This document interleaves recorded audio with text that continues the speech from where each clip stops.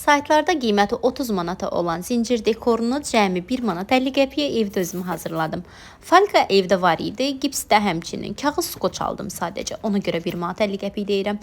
Bu dekoru hazırlamaq o qədər maraqlı idi ki mənim üçün. Açığı maketi hazırladıqdan sonra üzərini gipslə yoxsa gil ilə bağlayayım deyə çox düşündüm.